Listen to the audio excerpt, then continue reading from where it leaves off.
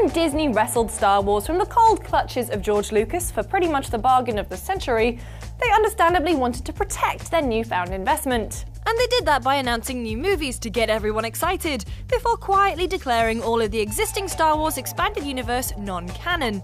In the words of George Lucas, "To crush you like a bug." It's the one and only Eagle Double G. So a bunch of comics, video games and books got slapped with the label Star Wars Legends and quietly taken out behind the shed and while Disney worked on bringing us new stories. Like Rogue One and the Han Solo movie. Sure, Han and the Death Star are iconic pieces of Lucas lore, but we think there are other tales in the Star Wars universe that are dying to be told. Here's 5 spin-offs we'd like to see.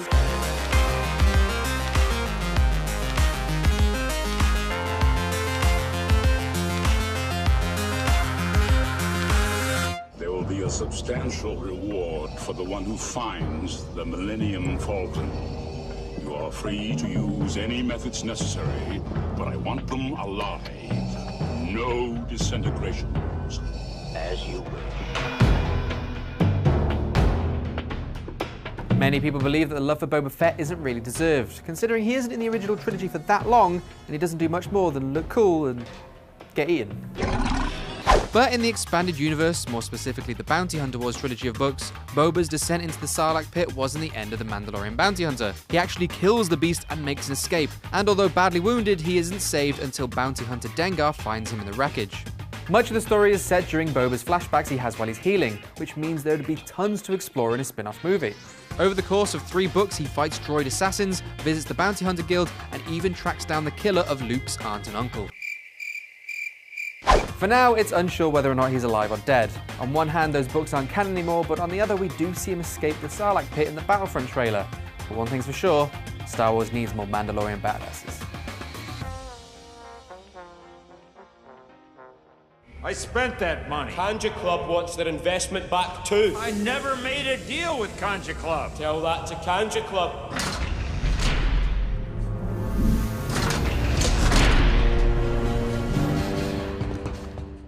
I absolutely loved The Force Awakens, but if there's one thing in there that really annoys me, it's how little the Kanja Club were featured in it, and that needs to change. In the movie, the most prominent among them were Ru Kin Fi and Tasu Leech, who were played by Iko Uwais and Yan Yan Ruhian. You might know these two as the stars of The Raid Redemption and The Raid 2. These guys are basically martial arts gods. I mean, just pick any random moment from either of those 2 films and chances are it will be a jaw-dropping showcase of their abilities. Here, let's try it. Hit him. Hit him again!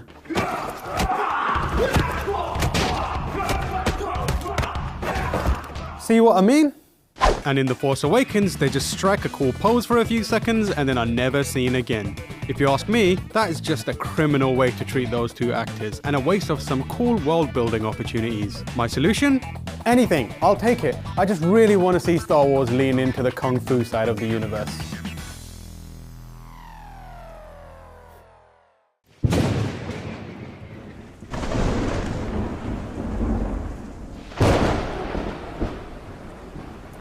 One of the biggest questions raised by The Force Awakens, other than who are Rey's parents, was just who are these stylish guys? Those stylish chaps would be the Knights of Ren, a dark side organisation under the control of Supreme Leader Snoke. While they were on the side of the baddies, the Knights of Ren weren't part of the formal hierarchy of the First Order, but kind of had military freedom, which is why the members of the First Order tolerate Kylo Ren's bitch fits.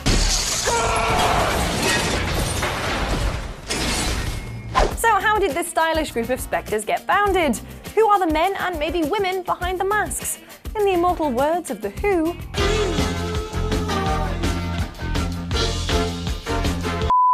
well, I don't know why you're looking at me, I don't have the answers, but I know who might. Force Awakens director J.J. Abrams. When asked which story he'd like to see told in an anthology movie, Abrams revealed, "I guess the one thing I would say is that there's a Knights of Ren story that I think would be pretty cool to tell."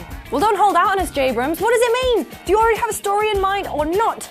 How did the polar bear get on the island? I am not going through this again.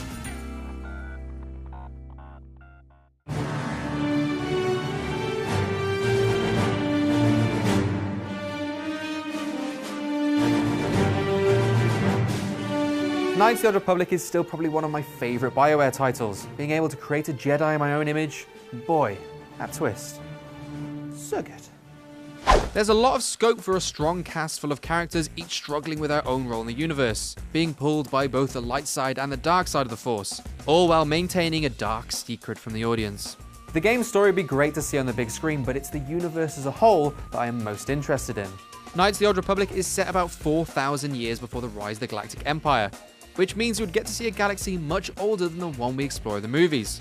That means there are factions and planets and races that don't exist anywhere else in the Star Wars universe. And a movie going that far back in the timeline would have way more creative freedom than any movie surrounding the current movies would. No, Mrs. Stay. Mr. called Jar Jar Binks. Mr. your humble servant. The Star Wars prequel trilogy is a hot button topic. Some people love them, Red Letter Media hates them, but if we can all agree on one thing, it's that it gave us the greatest character that universe has ever seen. Jar Jar Binks. I mean, just look at how much Lucy loves him. Lisa, I'm Jar Jar's biggest fan, Tommy. Disgusting. Of course, I am kidding. He's awful, and I wished he would get force choked to death every second he was on the screen. How rude. But you know what? I'd still like to see him get his own spin-off movie under one strict condition.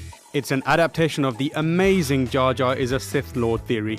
If you're not familiar with the theory, allow me to give you the Cliff Notes version. Jar Jar exhibits some abilities that only a Sith would be capable of, including a twisting somersault in the air. Jar Jar is shown to be using maneuvers that are very similar to the drunken fist fighting style, which to the untrained eye looks like stumbling around and tripping over like a buffoon, but is actually a calculated and expertly executed series of movements that catch the enemy off guard. Next up, we have evidence that he's also capable of using Jedi mind tricks. In the scenes where it looks like he's haphazardly convincing people into giving him what he wants, he's actually using subtle hand movements. The best example of this is when he's speaking to the Galactic Senate and convinces everyone to give emergency powers to Palpatine. Misa propose that the Senate give immediately emergency powers to the Supreme Chancellor.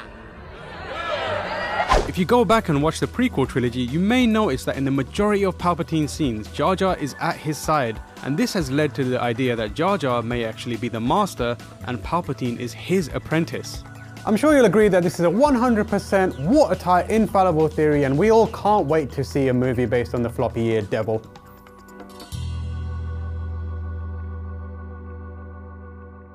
So there's 5 Star Wars spin-offs that we'd like to see. But what about you? Let us know in the comments box below. For more videos like this one, make sure to like and subscribe to GameSpot Universe, and we'll see you next time.